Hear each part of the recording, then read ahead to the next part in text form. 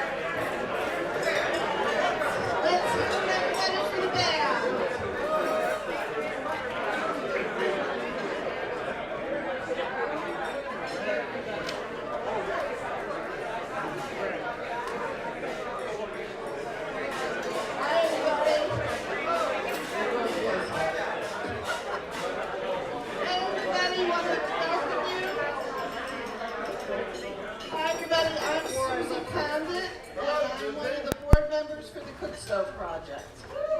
Let's hear it for the band. They did a great job.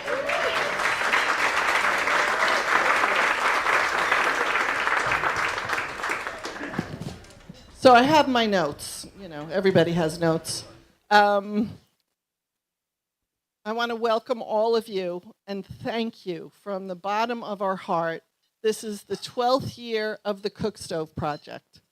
And as a result of your support, your dedication, and hanging in there with us, we continue to expand our footprint and services to people in rural Uganda and Nepal. And I thank you so much, really.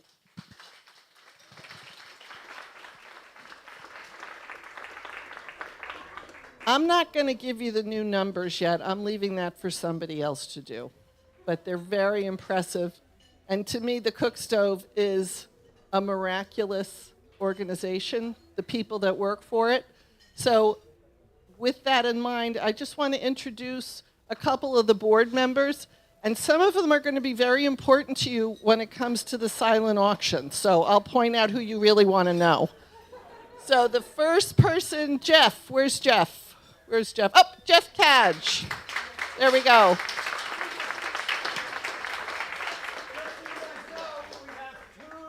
Raffle tickets left for the New York Giants, 50-yard line, clubhouse. After the game, you can go on the field and take as many selfies as you want, and you have a parking pass. 2 more raffle tickets. So if you want them, you can see me. $50 a ticket. There's only 40 raffle tickets sold.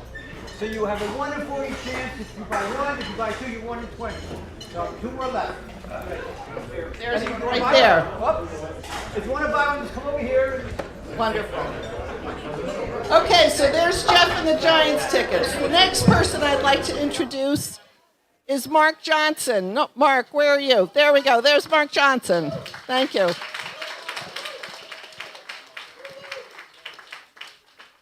Mark was my hook into the Cookstove project 13 years ago. I was coming back into my career and I sat next to Jeff networking at the Briarcliff Rotary. And instead of asking him, what do you do for investments, which is what I was going back into, I instead said, so what's your service, Mark? And as a result of that, the Cookstove took off at the Presbyterian Church of Mount Kisco. It was wonderful. Then there is Megumi Yuda. Megumi, where are you?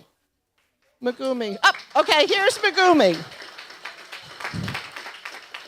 She is actually really important to you because if you win the silent auction, I'm going to call out your name and you go to Megumi to get your prize. So you want to know Megumi, she'll be back in the silent auction area. She's really important.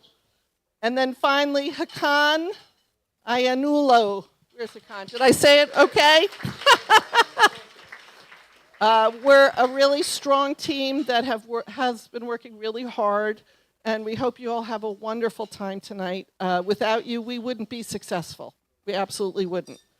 In line with that, so you met the Cookstove board. I want to thank Nelson and his team of waiters and bartenders that is going to make this a fun evening.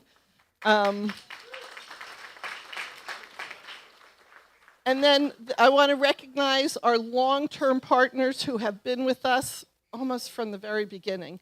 And one of them is the Presbyterian Church of Mount Kisco, PCMK.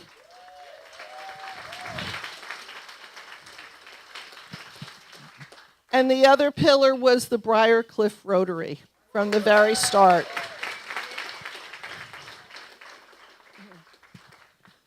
Now, I want to recognize the sponsors from tonight. Can you hear me okay? No. Okay. So now, finally, for tonight, as a result of the wonderful sponsors, the proceeds from the tickets tonight, we sold about 100 tickets. As a result of selling 100 tickets, every penny goes to building stoves. So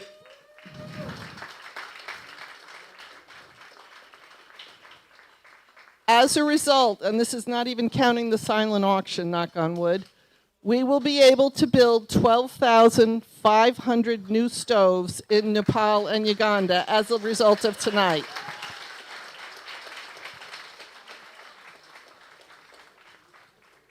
So I just want to recognize those people who made donations from the standpoint of some of those, the sports tickets, all different kinds of things. The George D'Amato Family Foundation has been a huge supporter of ours. There's the Rotary Club of Briarcliff, John Gallagher and family. John is actually like an honorary board member for us. He turned 93 this week. He's at the Bristol, and in this last week, he raised $500 at the Bristol for this evening. He's amazing. So, let's see who else. There's also the Mark Seiden real estate team. He donated one of those great prizes. Mark Franzoso of Franzoso Contracting. Yoko Hasagawa. Thank you very much. She has some of those 4 sets on the silent auction. She actually sells those on Etsy, and they're beautiful. So take a look. Then there's John Apicelli and Karen Ramos. And finally, Joe and Erin Hayes from PCMK. So as a result of that, all the money goes to Cookstoves.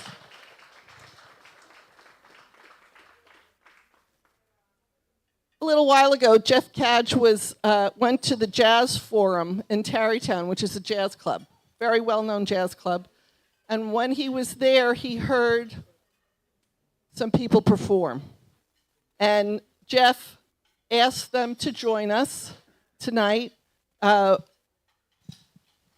is the Keeman, sorry, I need my notes on this, Keeman Noel Trio. There's Gabe, Luke, and Keeman. These are those guys.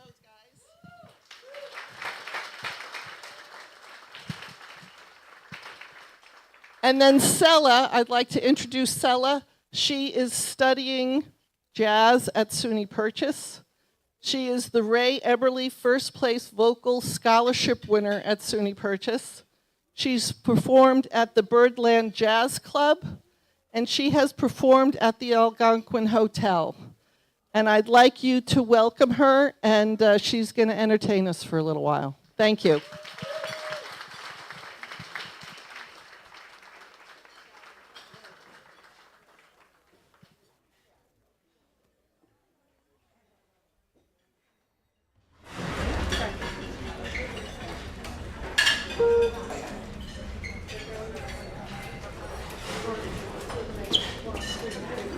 East of the sun and west of the moon, we'll build a dream house of love,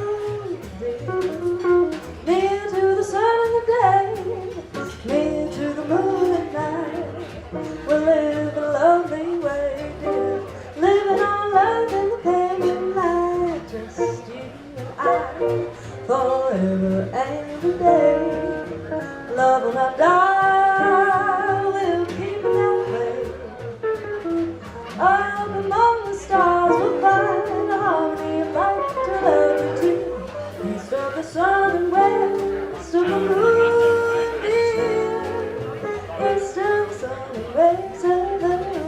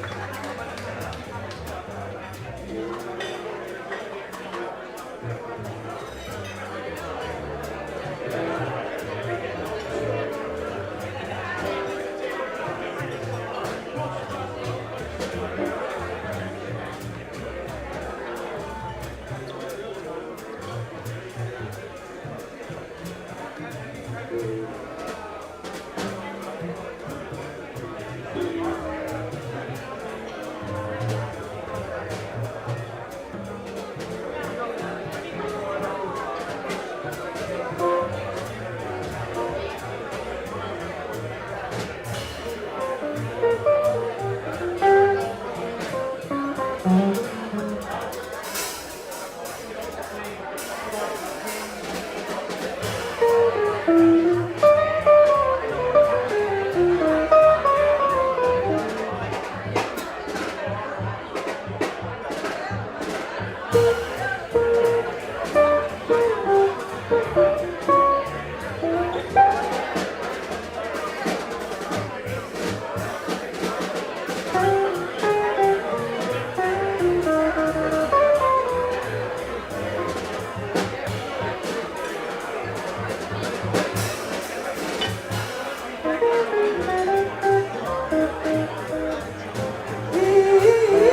of the sun and west of the moon, with a dream house of love, into the sun of day, into the moon at night. Live a lovely way, living on love in a family life. Just you and I, forever and be great. Love and I die with a all the lonely stars will find out life to love you too. East of the sun and west of the moon, yeah. East of the sun and west of the moon.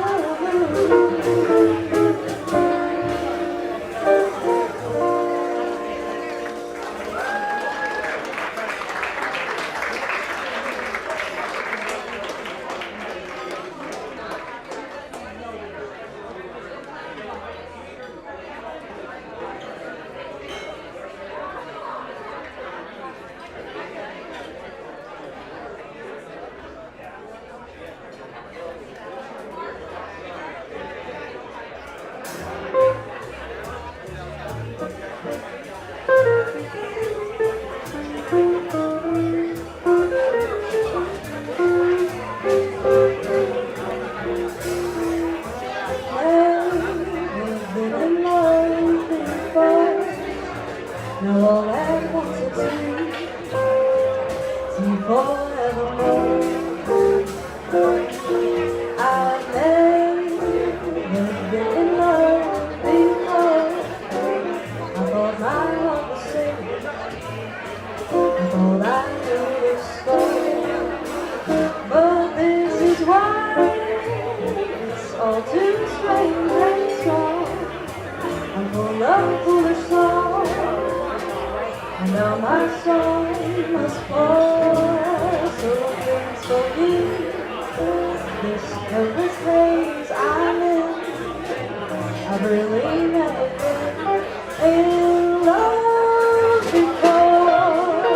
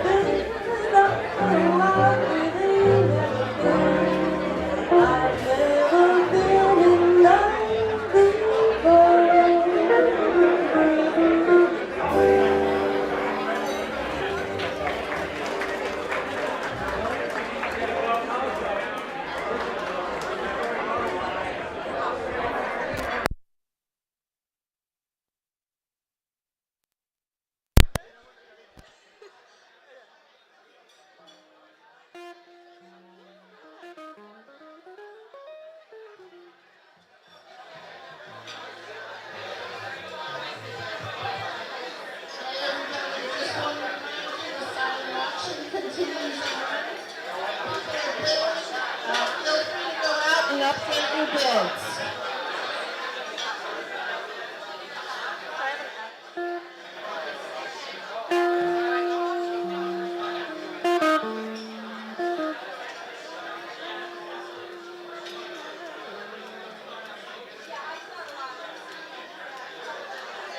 One, two, one, two, three. Just friends, love is no more.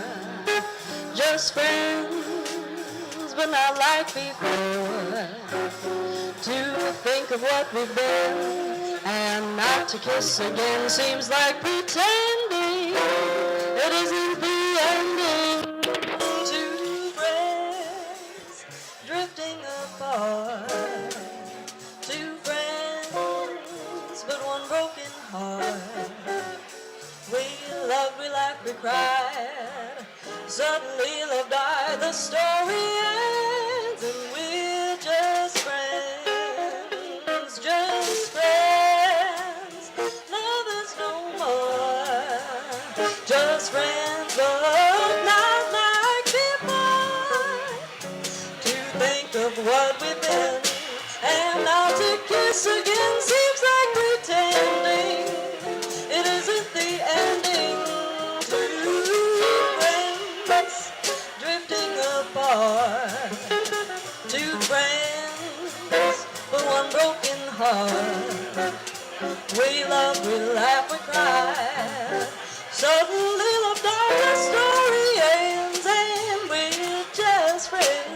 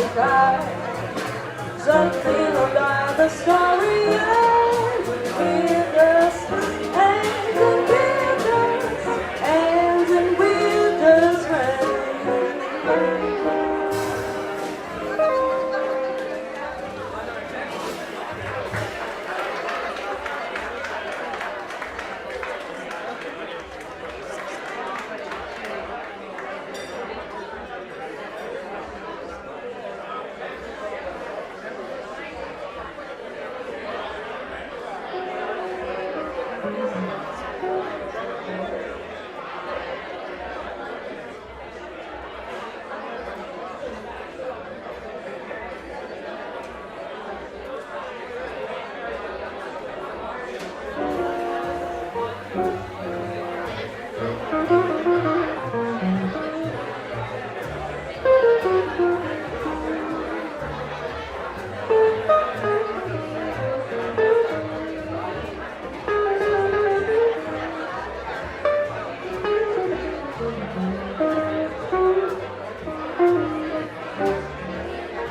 man don't love me, treats me awfully. My man, he don't love me, treats me awfully. He's the lowest man that I've ever seen. He wears high-red pants, stripes are really yellow. He wears high-red pants, stripes are really yellow. But when he's falling in love with me, he is so fine and never know.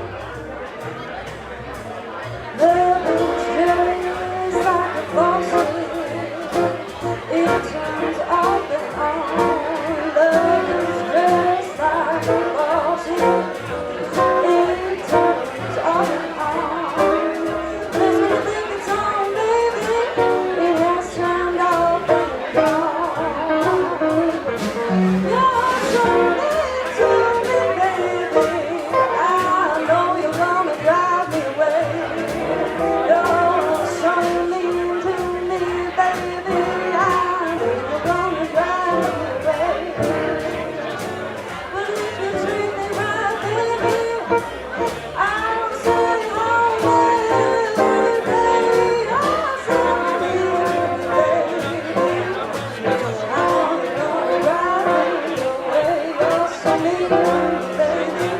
I know you're gonna drive me away. But if you treat me right, baby, I know you're gonna drive me away.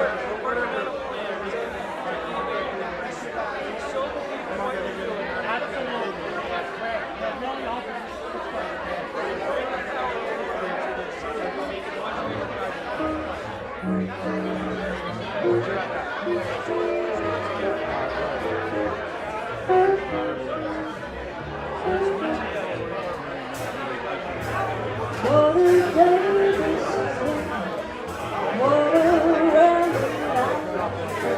Why it's almost like the end of night. There's a smile on my face for the hope. Why it's almost like the end of love. All the music of life seems to be like a bell that is ringing for me. And one of the way that I feel when the bell starts to peal, I could swear I was falling, almost like falling, almost like being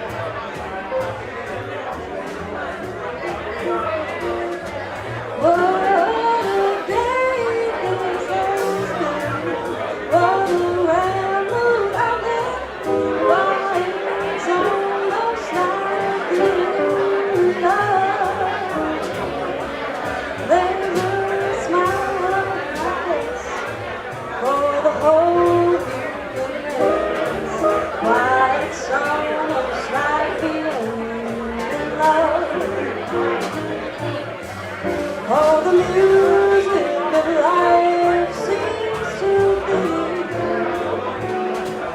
like a bell that is ringing for me. Every way that I feel when that bell starts to peal, I could swear I was falling, almost like falling, almost like being in love.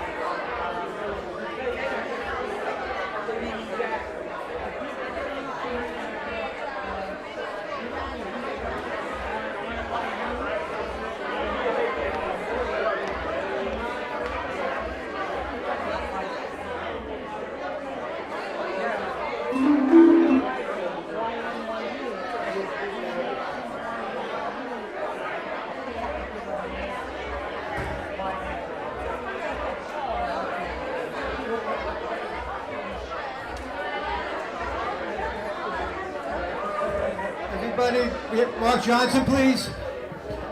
How was your food? Pretty good? Good? Thumbs up? Excellent. Okay, guys. Mark Johnson.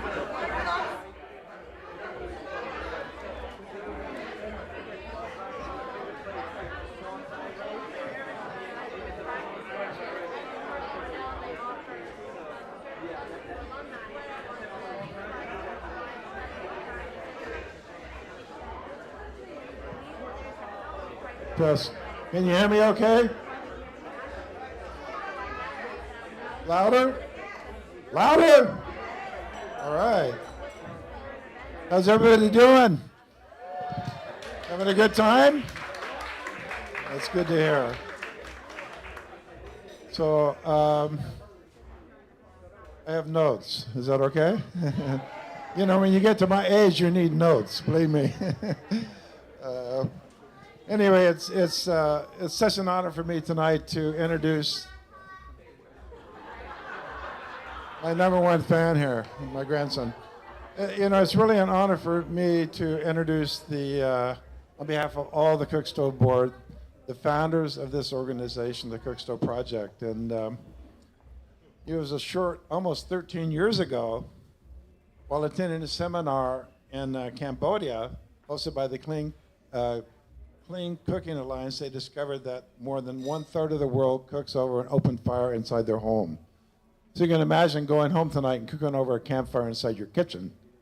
The result of that is devastating to these families, for their health, for their families, for the environment. So, you know, once they learned that, they came back to America and they said, we have to do something about this. And it's because of their heart, their love, and their concern for mankind, they decided to focus their energies in Uganda and Nepal to build clean cook stoves. And you know, I've been really blessed to be able to work with them for the last, almost from the very beginning, almost 13 years ago. It's gone by very quick. And, because of their vision, their leadership, their wholehearted investment, and their commitment, I've watched the project grow far beyond anything that I could ever imagine. It's just incredible. I remember 12 years ago, Rebecca and I were, I think it was in my house, we had a little gathering of neighbors, and we raised like $300, and we were thrilled. We said, wow, we're here, $300 means, 30, how many stoves? 30 stoves, right? For families. And I think we had had a few before then, but we were like, wow, it's a victory, So it's kind of an amazing that, over the, it's taken us 12 years, but now we've reached over 40,000 families. We built clean cook stoves for 40,000 families in Uganda and Nepal. It's just to me, it's a miracle. It's a modern day miracle to me, anyway. And it just happened beyond our imagination. And so we're just so grateful. And everybody here is part of that miracle. Without everybody here contributing and investing and helping us do this, we could never have accomplished this. So I want to thank each one of you. We're so we're very grateful for everybody's effort and contribution to making this happen. And we're only into almost the 13th year, but we look forward to the next 12 or 13 years. I don't know if I'll still be here.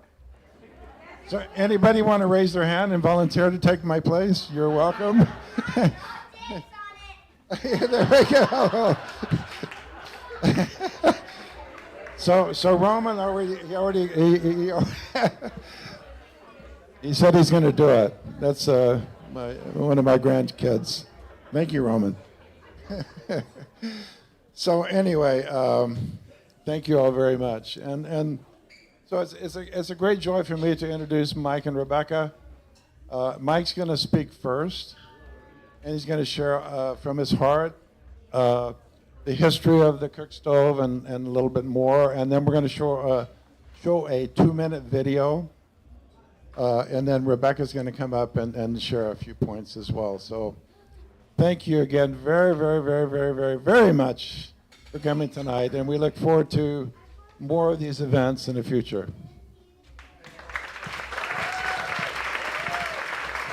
So Mike.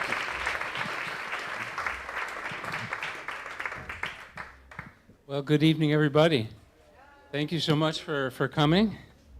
And we really appreciate the big turnout. We've had quite a few of these, and this is certainly our largest event that people have come to, so we really do appreciate that. As Mark said, I'm going to share a little bit about the background and history of Cookstove, some of my own experiences with the project, meeting some of the people and the recipients, and some of the things that I really appreciate the most about the Cookstove program, things that really moved me. And I do have notes. And in the beginning, as Mark said, we were very humble. He talked about a gathering we had with just a small handful of people, made just a small amount of money. But in the very beginning, I told Rebecca when we started to put this together, I said, maybe if we're lucky, we'll keep this going for 2 or 3 years. Maybe we could build, 300 or 400 stoves and, just keep shaking down our family and friends until they just say, enough. And then we'll close it and we'll walk away. And that's honestly what I felt. I thought that was probably our horizon. That's as much as we could actually pull off. But now as we're going into our 13th year, looking back and what we have and what we've accomplished, it's really quite amazing. We started in Uganda with just 2 employees, and now between Uganda and Nepal, we have over 60 employees building Cookstoves.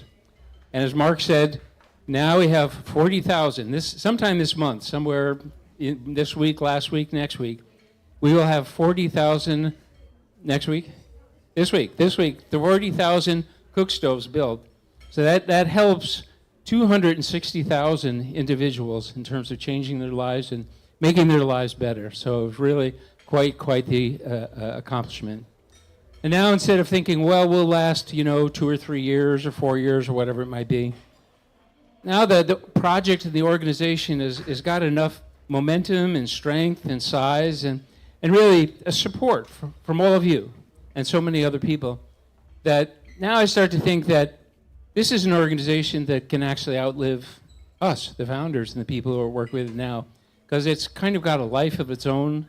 And that's something I'm really excited about, that this can really go far, far beyond us. I wanted to talk to you a little bit about the recipients, because this program, what we do, the fundraising tonight, the auctions, and everything that our energy is focused on is how do we help the people. And so I want to tell you a little bit about the people, a little bit about some of my experience and some of the things that move me most about the folks that we help. And I'd say if I had to pick out, like, say, 3 characteristics, things that really move me or inspire me most about the people, because I've been in Uganda and Nepal many, many times, and a lot of what we do there is just walk through the villages and talk to the people who've received our stoves. And it really deeply moves me, the kind of heart that these folks have. The level of gratitude and care, appreciation, caring, giving. It's really, really deeply moving. I'll just tell a couple stories that I remember. When we went to one of our villages up in the northern part of Uganda in a place called Nakasangola, we met this grandmother there, and she was blind. She couldn't see, and she said that because she was working over an open stove for so many years in her life, the smoke had really gotten to her eyes, and she couldn't see anymore. And even though, she's had this hardship and really very little in her life, honestly, she looked at it and said, I'm so grateful. I'm so grateful that we have a stove now, and now my grandchildren won't have to experience the same sort of thing. So that sort of gratitude was so, just one example, but so deeply found in all the people. Another thing that caring, even though these folks have really not anything that you'd consider, there's no running water, electricity, no toilets, no refrigerators, really nothing. But they really have even though they have so little, and even though their life is meager in many ways, when I go there, the care and the concern they show and ask about me and are concerned about how I feel. So even though, literally, we all have so much more, but they're worried about how I might feel. So they tell me, this one lady made there's a dish called cassava bread that she wanted to treat me with. But she wanted to boil the water and make sure I knew that the water was clean so that when I washed my hands, and she gave me soap and that there's a clean towel. And she was concerned that I would feel uncomfortable in this setting. And that just moved me so much that even though she had so little, her concern was not about her own situation. She was concerned about how I feel, even though I have so much by comparison. Another thing of that is just the sort of giving that they have. Well, many times when we go to help them to witness building a stove and participate in that, they're so deeply moved and grateful, and they want to give back to us, because they're moved that someone from far, far away would be moved to come and help them. So often, they'll prepare stuff. And I remember this one time where a family that was really poor, and when I say poor, they're very poor. I mean, they don't have a bank accounts. Most of the people we serve have never really had a paying job because they're mostly farmers that just grow the food they eat. And to them, like, an ATM machine is a chicken, because they'll go to the chicken and get eggs and then bring them to the market to sell so they can buy something for the kids for school supplies. There is no other money. So when they went out, because we were coming, and they bought fish for us to cook for us, to serve for us. And this is something they wouldn't even give to their own children, because they couldn't afford to. They couldn't afford to give anything of protein, like whether it be eggs or chicken or fish. They couldn't afford to give that even to their own children unless their children were sick. But they scratched and scraped and dug deep into their pockets to take care of us as guests. So these are the kind of stories that deeply move me about the people and keep me inspired to want to keep going and giving and working and doing whatever I can, because these people are so good. They have so little, but they're so good in their heart. They're so compassionate and kind, and it motivates me to want to do more. Over the almost 13 years, going on 13 years, I think a lot about what has made the Cookstove project successful. Because, as Mark mentioned and I mentioned before, we started in a very humble way, and it's really grown to be quite something. As Mark mentioned, 40,000 stoves that's quite a lot that we've been able to accomplish so far. And I look back and say, well, what is it, the kinds of things that sort of differentiate us from other folks, or what makes us successful? What is it in our identity that really makes us so special? And there's a few things that have come to my mind that I want to share. I'd say one thing that makes us somewhat different and some of our identity, we try and go to places where we serve the poorest of the poor. So because our stoves are free, and the people help to gather the materials and they help to build the stove, there's really very little cost. For us, we say it's $10, and most of that is just the coordination to actually build it.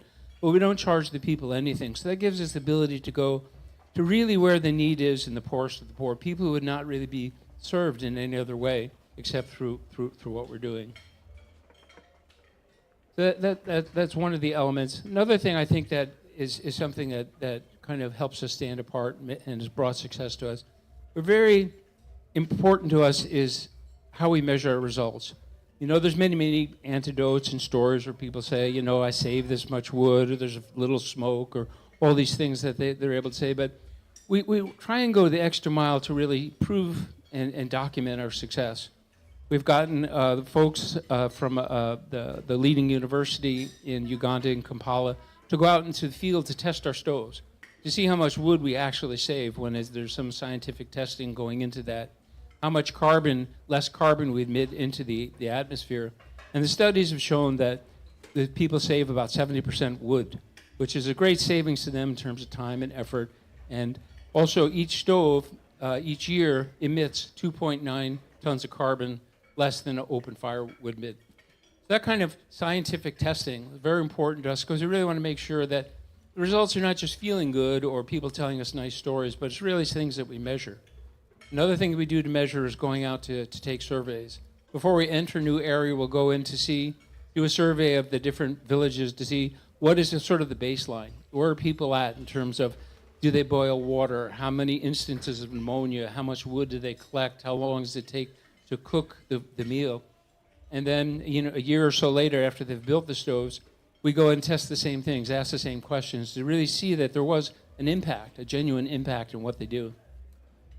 And then we also go out and, after, say, 3 to 5 years, and do an additional survey each year, and to see what are the changes been. Are the people still using the stoves? Do they use the stoves properly? Do they maintain the stoves? Because this sort of, for us, bringing real results, not just good feelings, but real results that can be measured and documented, is really an important part of our success story.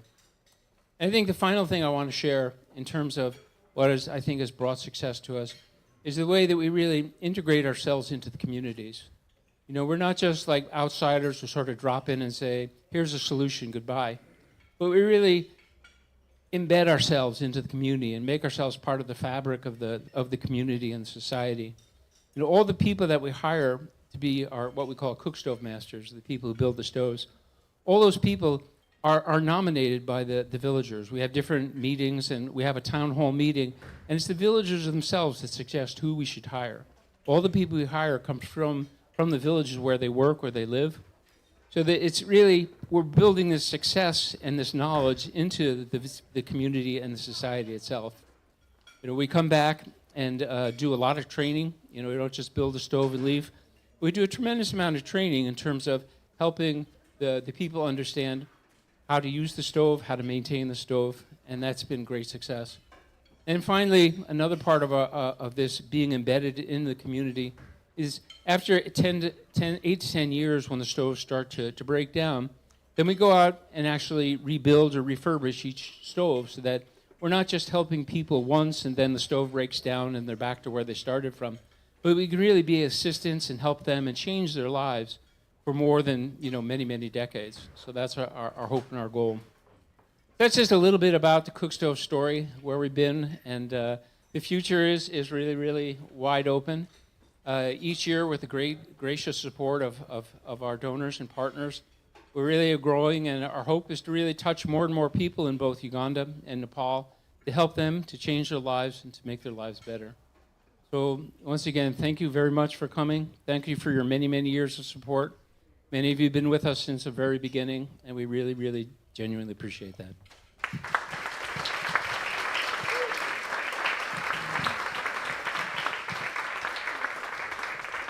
Yeah, thank you, Mike. So now we're going to show a short video that was put together by Jeff Cadge. He's an award-winning videographer. He does a great job. He's a critical person in the Cookstove project. So take it away, Jeff.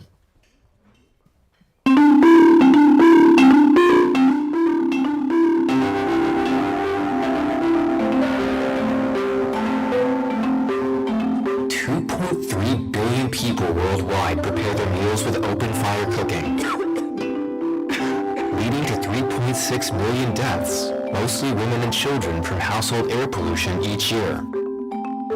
Open fire cooking also negatively impacts the environment, producing 25% of the world's black carbon emissions and causing deforestation with a loss of over 300 million tons of wood per year in Africa alone. The Cookstove project is empowering rural communities to shift from traditional open fire cooking to safer and cleaner cookstoves.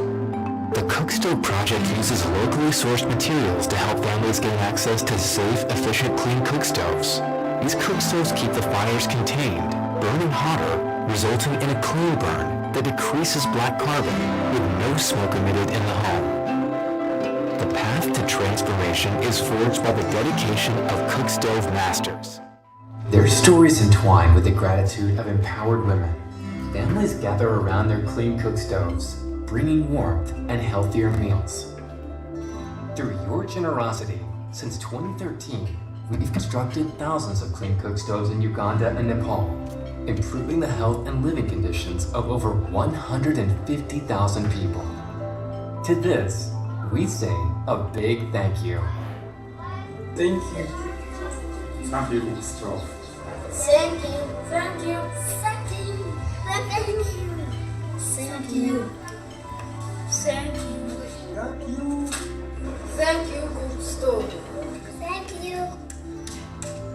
Thank you. Thank you.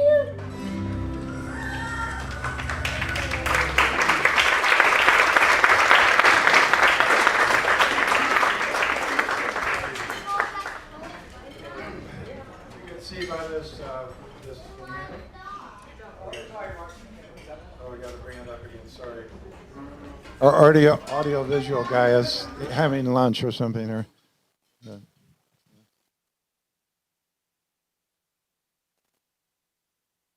So yeah, can you hear me now? So yeah. Anyway, having gone to Uganda myself, you can see these beautiful children. When you visit these villages, you visit the home, you get this crowd following you throughout the village. All these beautiful children come and they follow you around and they want their photo taken, and they have so little, but they're so grateful. So as you can see in the video. Anyway, now I want to introduce the current president of the Cookstove project, Rebecca Summer.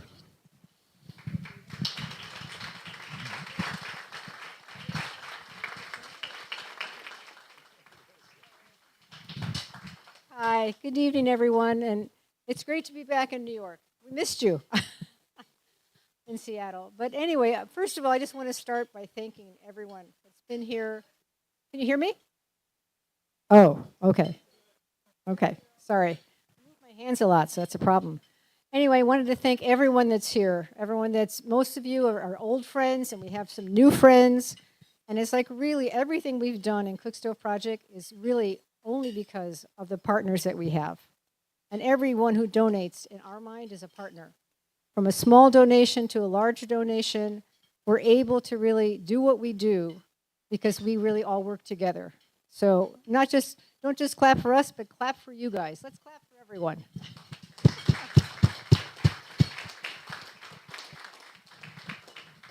So in that same framework, 40,000 is a big number. But to us, it's still family by family. You know, when we started our origin, you know, Mark talked about we ended up in Cambodia because Mike had heard about this conference. And we were looking for something grassroots to do.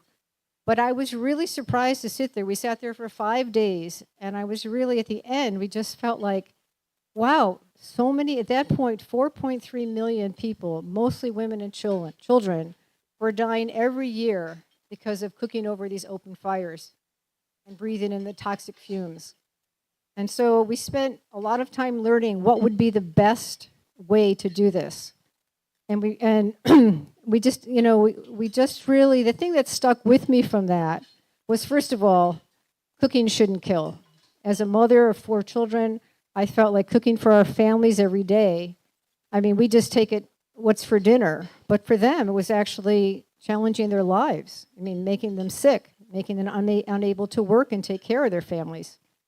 So we just left there thinking like we have to do something, but we didn't know what. So we came back, and fortunately, Mike knew someone in Africa, in Uganda, who was kind of in between jobs, Africano, and he was just like a godsend. So he said, yes, I'll check this out. And he investigated how to make the stove so it would be the best model and how we could be successful in it. And within 2 months, he basically had it up and running. And he was starting himself to build cookstoves. And I think part of our success is, a big part of our success is our staff. I mean, we are so fortunate to have the most incredible people working with us. I mean, these people have nothing themselves, but for many of them, this is like the first job they ever had. A lot of them were volunteer village health workers because there's such a lack of doctors in Uganda that really they depend on just local people that are willing to do some basic training so that if they feel sick, at least this person can tell them, yes, I can help you, but or else you have to go far away to find a doctor. And so these people were already thinking about so many children. They had like bronchitis, pneumonia, and they were really very sick because of breathing in the fumes. But they didn't realize that that was the problem. And so they really started, so a lot of these village health workers wanted to come work with us, which was really great for us because they already had a standing in the community. So that's where we started. And it's just word of mouth, you know, people really wanted to come work with us. So we have now in Uganda, we have over 50 staff, and they are just incredible. 2 years ago, we had our 10th anniversary in Uganda, so Mike and I went there, and we brought all the people in. We work in many villages now. I think, what about 50, Mike? 50 villages. So we brought in all of our workers from every village, and it was about 50 people, and they all came. It was like, to them, it was like a family reunion, because it's really just a family. And they all came, and we had a wonderful lunch, and it was really exciting. And then we said, would anyone like to share? What would you like about your jobs or something? And I was so blown away by how much and how sincere they were about their work. I mean, they stood up and they said, I just want to do better. I just want to, be better at this job. Thank you so much. This job has changed my life. It's changed the people in my community. I just want to do more. And they just always, it was like person after person after person, So I just kind of want to give you a little idea of some of the people that work for us. So Africano, who started with us knowing nothing about it, he's in charge of these 50 people. And to him, they're all family. They're just as important as the recipients that are receiving the Cookstoves. These are the people, and he cares about them, their lives, their families, everything. And they feel it. And so they get even more inspired to work with us. And so he's been in charge. And then our very first employee was this woman, Jane. And she was in the video. She was the one that was making the Cookstove, the Cookstoves. And so she's worked with us from the beginning in 2013. So her life was tragic. I mean, at 9 years old, her father died, so she had to drop out of school and take care of her siblings. And then they were very poor. She ended up getting married very young. She had 10 children. Then her husband died very, very young. So she had these 10 children that she had to take care of. And then 3 of her children died. So it's like, it was just like all these things. And then, but when you interview Jane, her feeling is, I am doing the best thing. This is the best job. I want to help all these people. So when I go there, she's always on my case. She says, Rebecca, you have to stay longer. You have to go to every village. You have to meet every person. You have to see every stove. And I mean, that's just her heart. I mean, and at our anniversary dinner, she had her children, because she dropped out of school, so she doesn't read or write very well.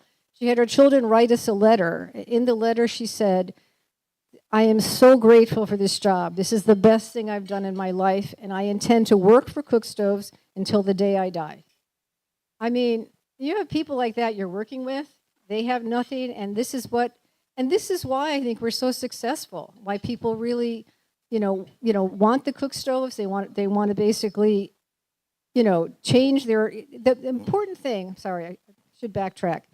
One of our, I think, also very successful things is that we really talk about long-term adoption.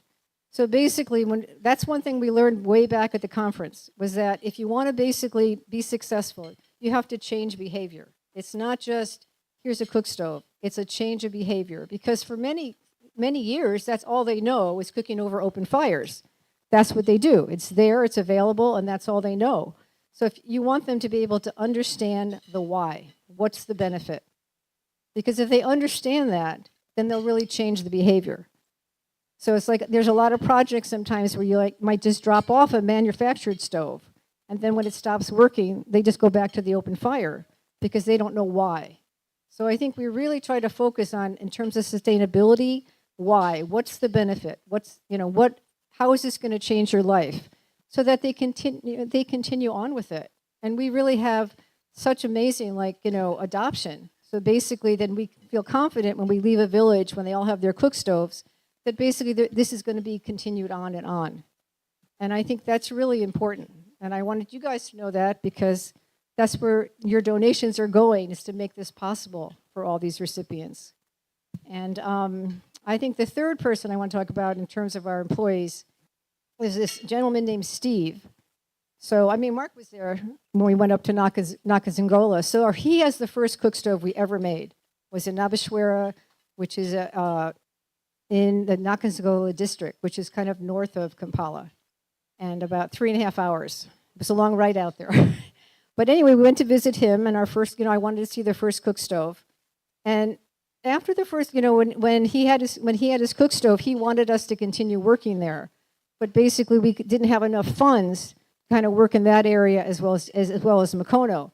So we said, well, we can't really pay you. So he said, well, can I just make them and volunteer?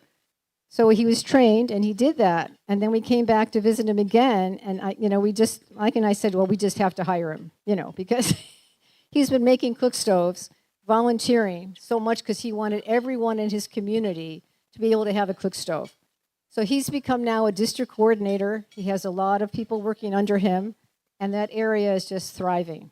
So anyway, I mean, I think, you can have a good idea, but you really need partnerships, and you need good workers, and you need people that understand why it's important.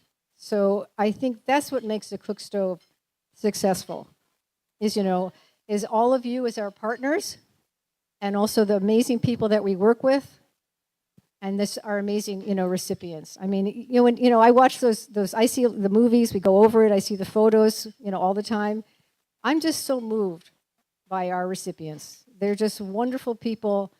This is such an opportunity for them, and they really value it.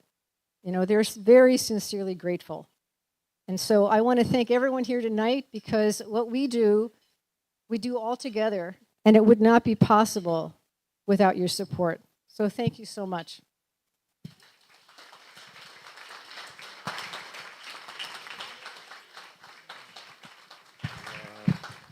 Thank you, Rebecca. Thank you, Mike. I think now we're going to jump into the exciting music session here. Is that right, Jeff? Yeah, so Jeff's going to come up and introduce him. And okay, and Jeff's got a commercial for you, too. Cookstove commercial. How's everybody doing tonight? Good, good, good. Thanks. So as the band comes back, the band can come back. We're going to introduce our special guest performer tonight. But first, I just wanted to tell you that as most of you know, as board members, I'm a board member. Mark is a board member. Susie is a board member. We present a lot of PowerPoints to churches, Rotary groups, and other organizations to spread the awareness. And it's been successful with our groups. We have a lot of Rotarians here. We have Scarsdale Rotary Group, yeah, River Towns, the Bronx, and of course we have Briarcliff Rotary, and we have PMCK, right? Yeah. So this past year, we started branching out and visiting colleges and universities, and we went to St. John's University and presented to a health ethics class, and the kids were very motivated. The kids really gravitate to this project because they know the impact and the way it deals with the inequities of healthcare as well as climate change. So the class went out and they raised $1,000. As you know, you raise $1,000, you get a photo book. And they were very excited. They got their photo book, and now we're going back in a few weeks to do another presentation to this year's class. We also, last spring, went to Amherst College, and we have two Amherst students here. Najin and Michael. They put on a fundraiser for the Cookstove, and they raised over $1,000 for a village. $1,000 makes, as you know, one of the reasons why I got involved after doing a lot of nonprofit work. This is an amazing opportunity to change somebody's life for $10. A cup of coffee at Starbucks with all the extras, you can buy that, or you can save a family's life so they breathe clean air and you impact the environment. Thanks to our church group, PCMK, right? Am I saying it right? Yeah.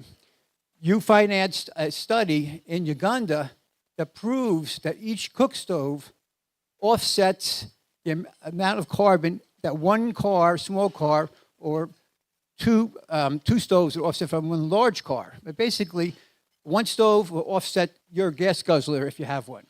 So again, that's a positive part of the clean cook stoves. Of course, the health is first, but the environmental impacts is important.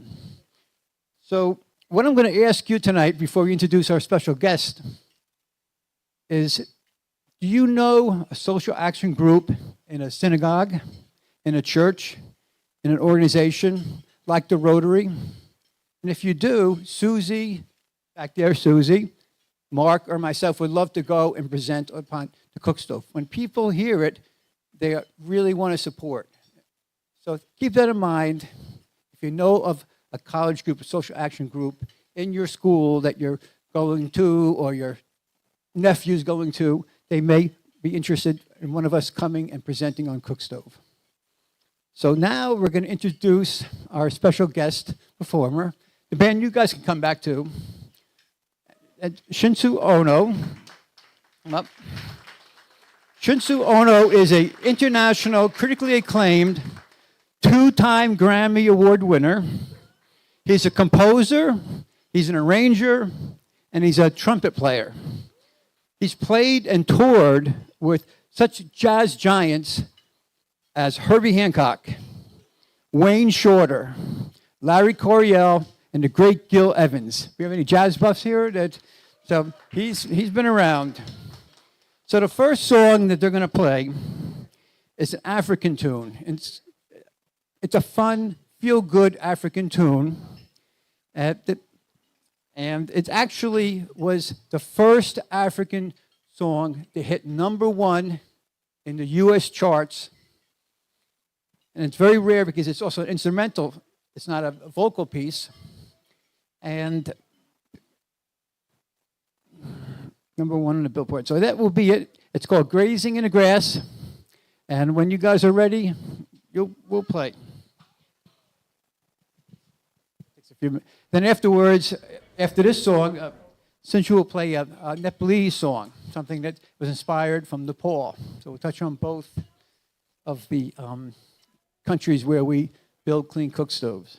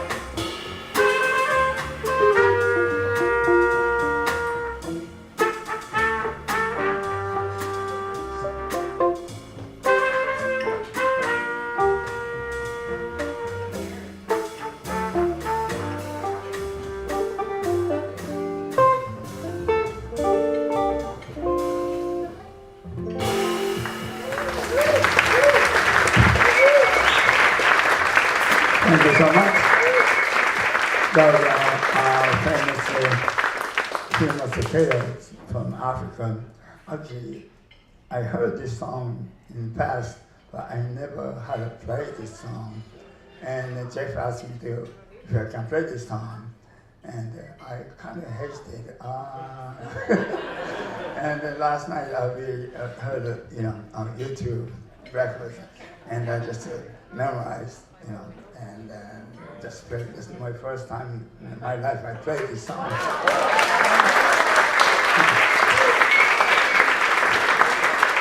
I hope I can read the famous Sakura someday soon, Maybe I should, Mark, can you take me to Africa to meet the famous Sakura? So really, this is my privilege to participate in a Cookstove fundraising event.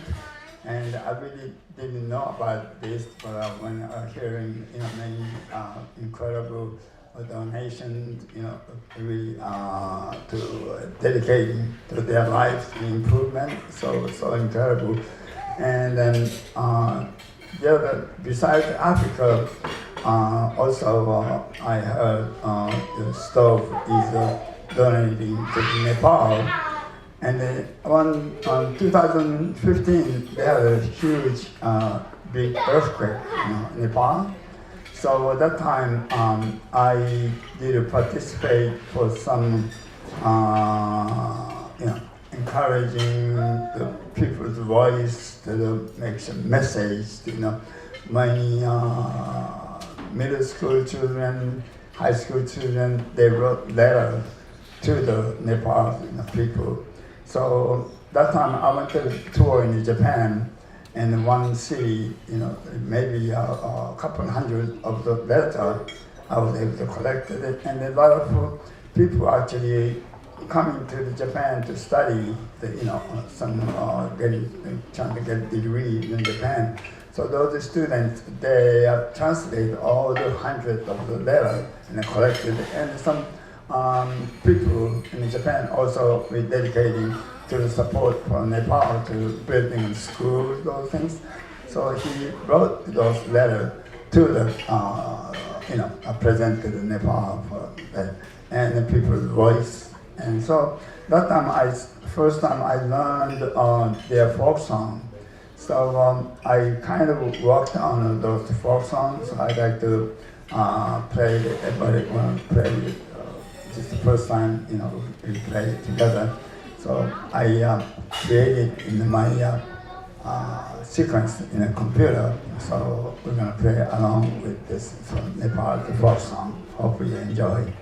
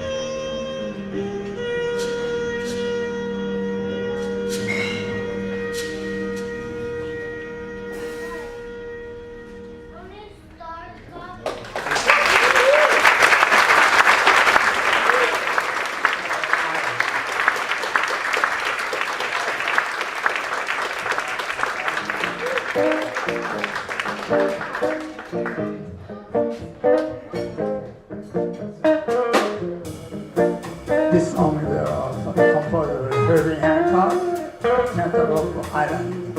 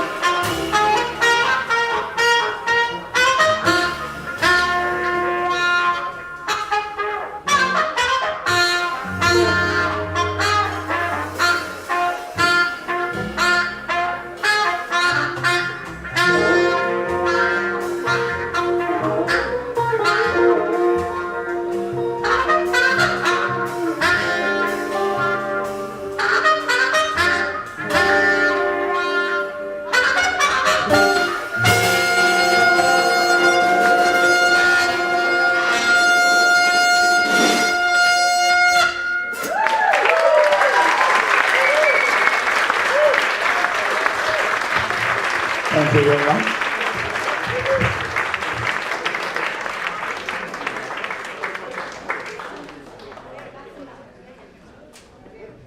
Thank you, Sinchu. Another round of applause.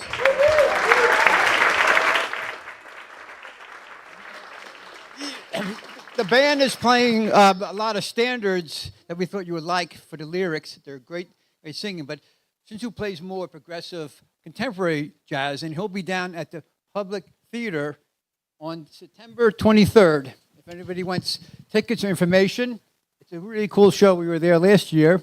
Let me know. But we also have the silent auction is still open. And the New York Giants raffle tickets have been sold out. We're going to pull those in about 15 minutes because we have some people that bought a few tickets that couldn't make it out of state, and they're going to watch on the live stream that's over there. So I want to see if they won these tickets. But we have phenomenal Mets tickets out there. I know the Mets haven't been doing that good lately, but you know, you can still get 4 tickets at a good price at Nick's. And we have beautiful artwork from Jack's. I don't know where Jack's went to, but so feel free to go back and there's Jack's, yep.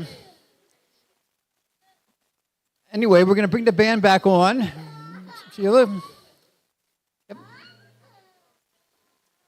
Here comes our singer, SUNY Purchase. The SUNY Purchase All-Stars here. Yep.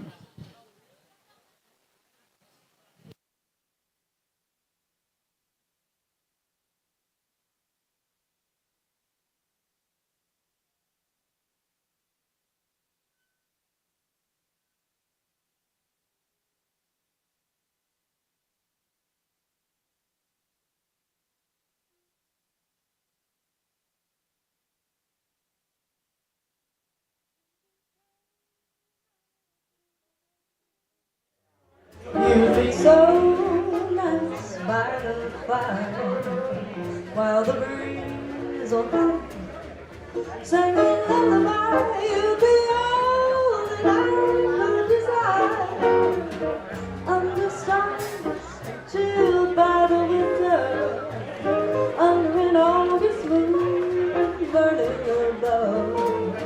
You'd be so nice. You'd be paradise to come home to.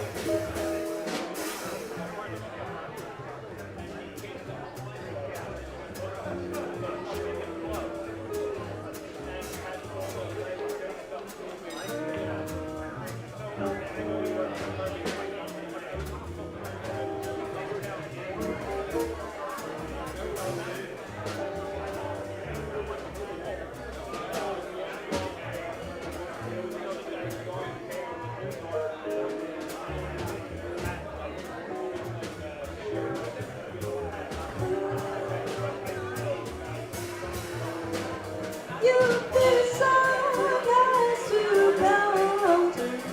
You'd be so nice by and by, while the breeze on high, singing lullaby. You'd be all that I could desire.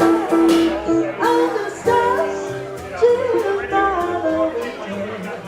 under an August moon, burning in a barn. You'd be so nice, you'd be paradise to come home to come home to come home to.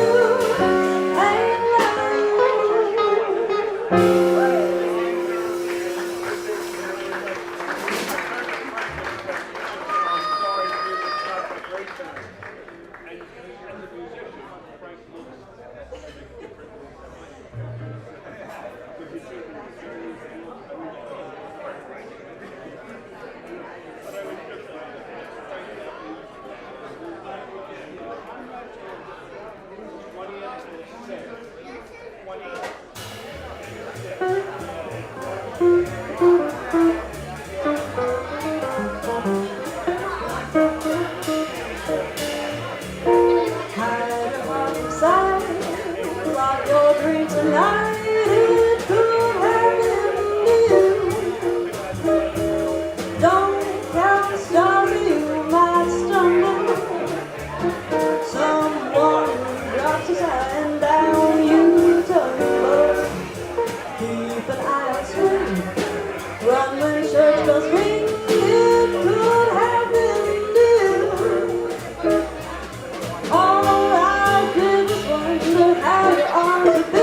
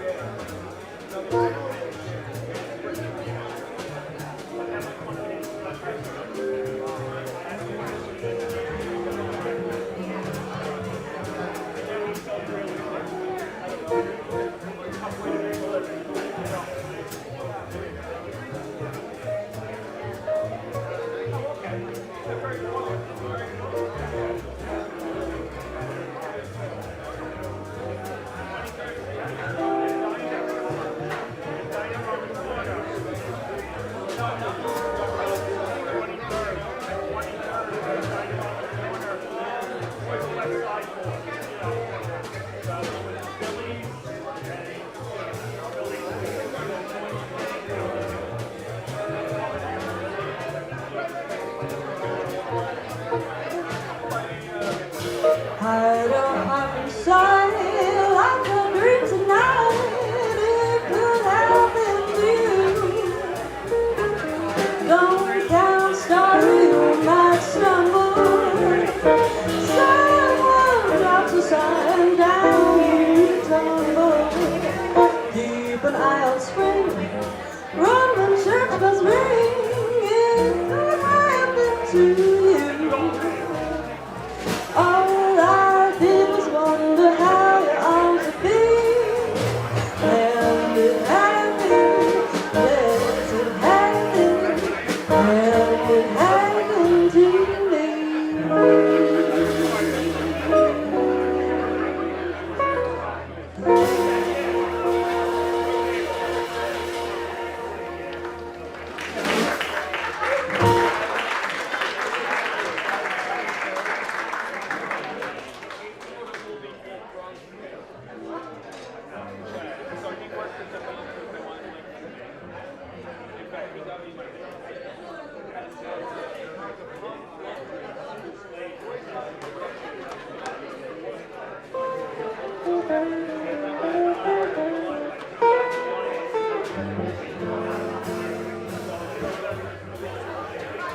There will be many other nights like this, and I'll be standing here with someone new.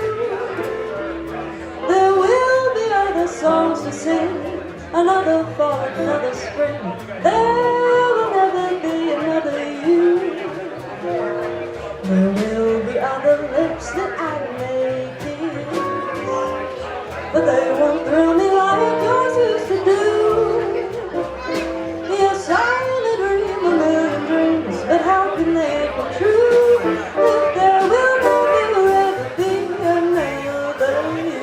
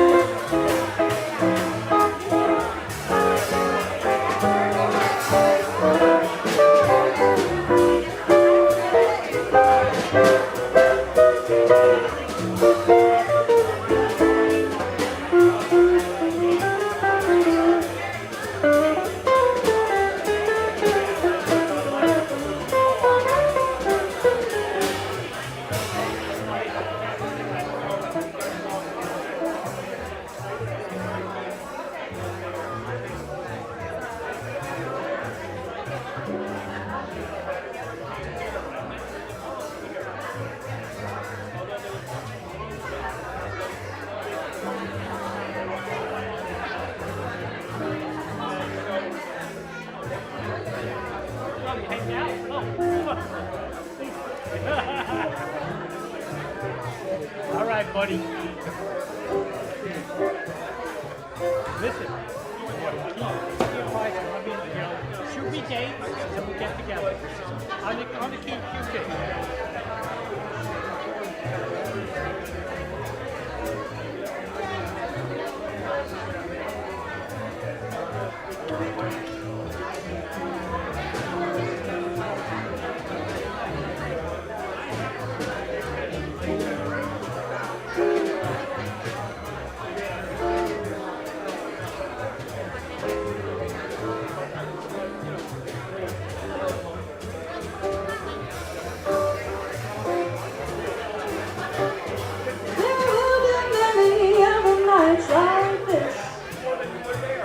And I'll be standing here with someone new. There will be other songs to sing, another fall, another spring. There will never be another you. And there will be other lips that I may kiss, but they won't thrill me like yours used to do. Yes, I may dream a million dreams, but how can they be true?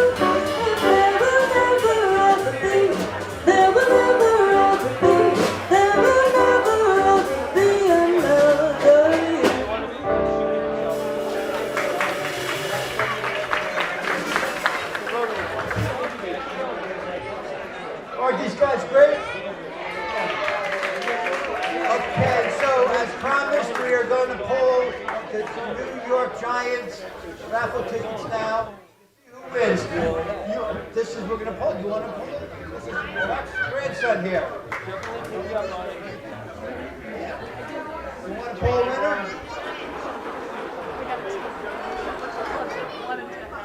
This is not rigged. Go in and pick one ball. One ball.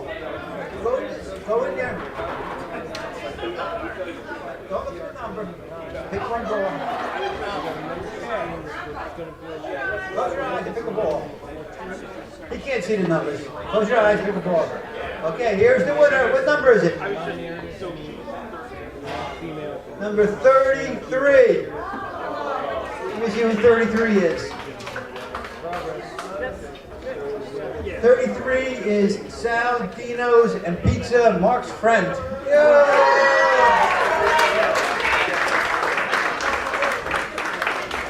He's a lucky winner. So anyway, we're going to go back to some nice jazz.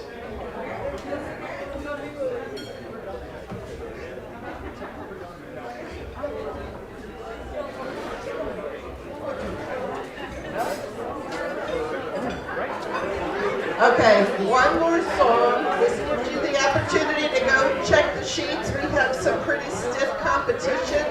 I see people eyeing who's going back out to sign the sheets.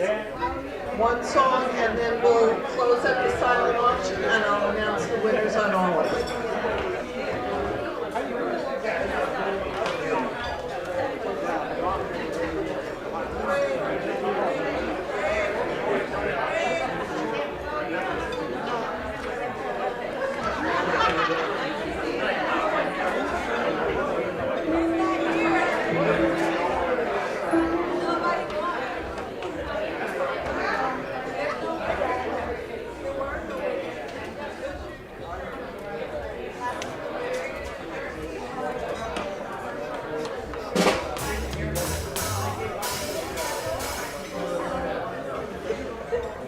False start, one more time.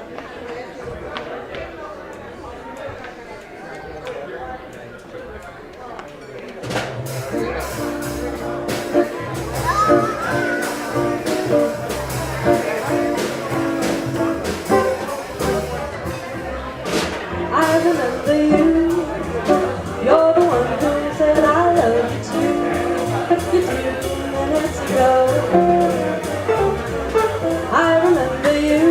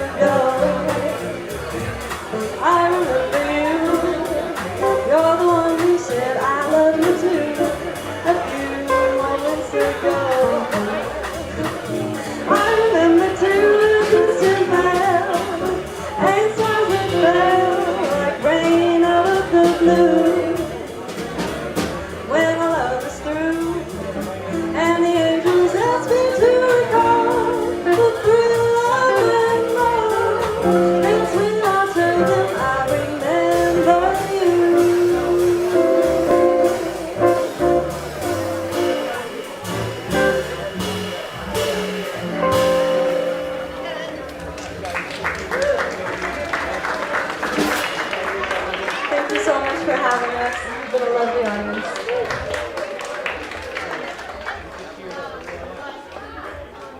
Yes, thank you.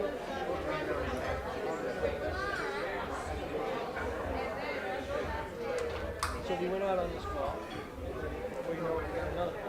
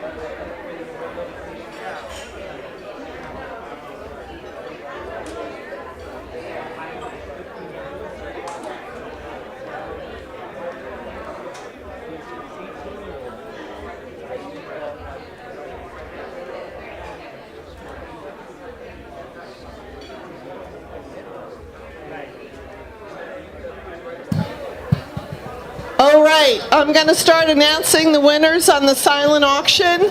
If you would be so kind, if I say your name, to come up and get your sheet. I don't know, why don't you stand here with me, just in case. Okay, here we go. I'm going to read off each sheet. If I read your name, and sorry if I don't do it very well, come get the sheet, and then you'll go back into the silent auction. I introduced you all to Megumi, and she will take your money and hand off your wonderful prize. So, for the trip to Tuscany,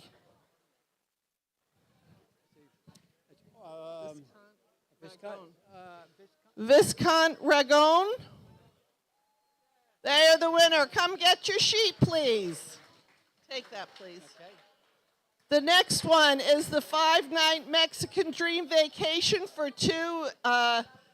The winner is Lynn and what's that?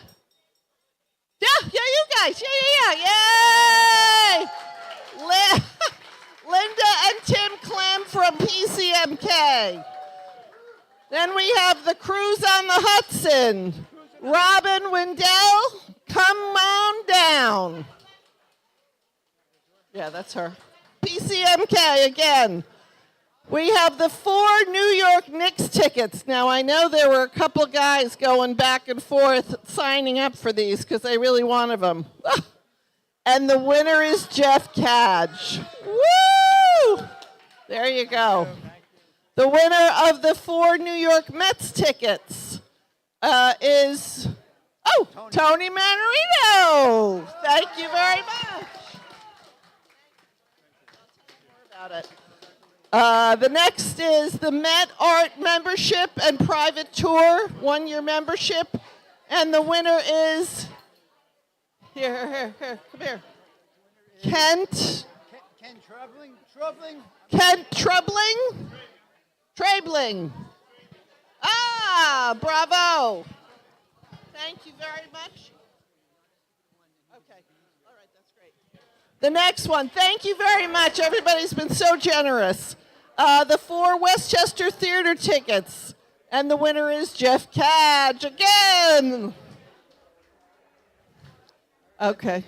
Okay, so this is for, the 2000 Chateau Lynch bags, 96 points. This is for the bottle of wine, everybody.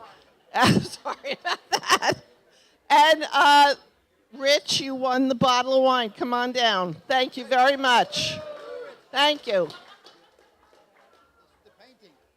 Okay, this is Jax's painting, The Women from Mango Village. And the winner is Rebecca Somers. Where is she? Rebecca wanted it, Jax. There we go. Yeah. Yeah. The Starbucks coffee and the mugs, 2 Cookstove mugs. The winner is Sue Monroe. Thank you. Okay, all right. The next one is the first set of sunglasses, the loudmouth sunglasses, the 2 pairs. The winner is E. Lara. E. Lara. Thank you very much. Thank you for your generosity. This is the other set of sunglasses, the iDrive sunglasses. Traveling. Didn't I just say that name? Same name. Same name. Traveling, you just won. Traveling. Maybe he stepped out into the other room. Yeah, but he came up just a minute ago. Yeah, I thought so. And Traveling, do you know who that is? It just says Traveling.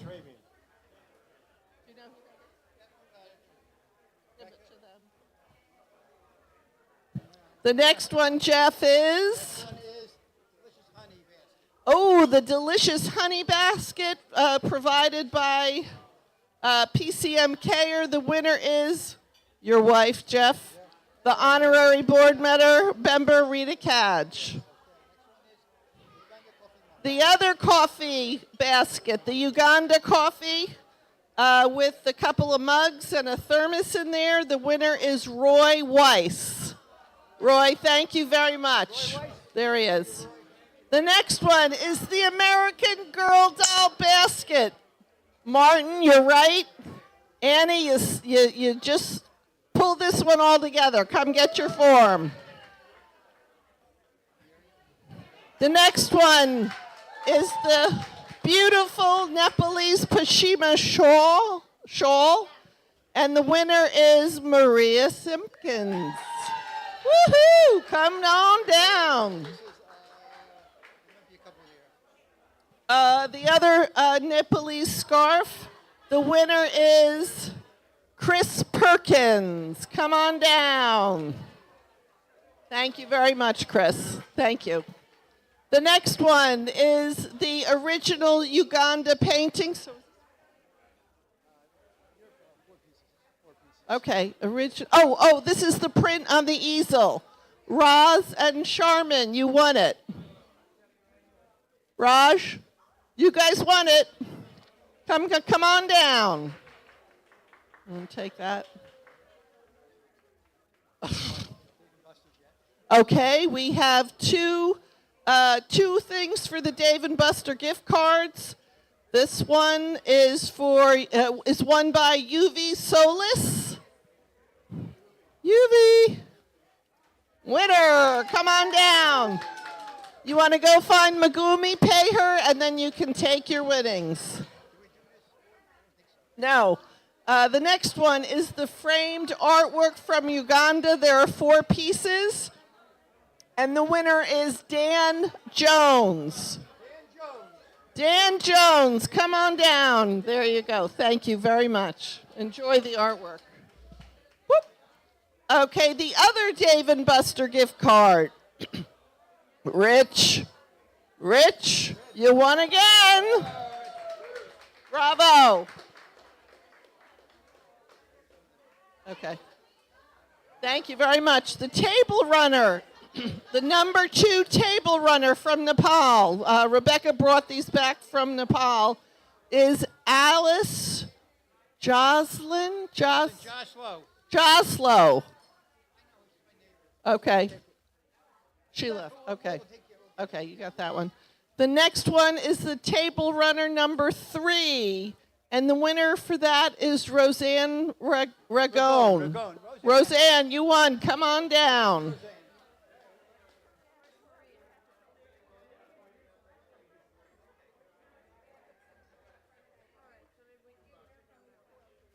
Okay, now we have the... okay. This is the Etsy, the one of 4 of the Etsy things. The baby girl gift basket, 2 bibs, 2 fabric bell balls, tissue box cover. Deb Giordano, you won that one. Come on down.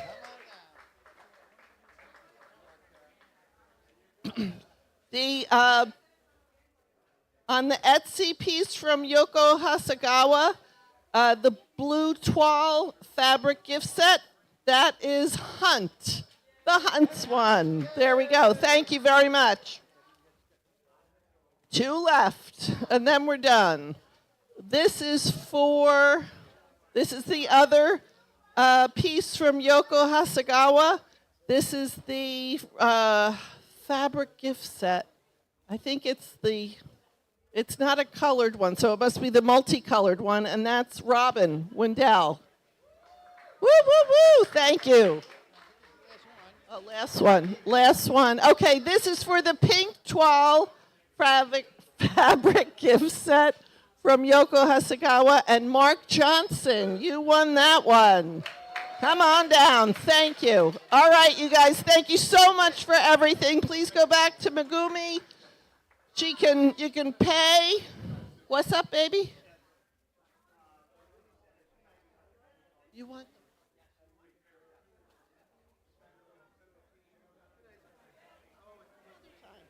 Say good night, everybody. Good night.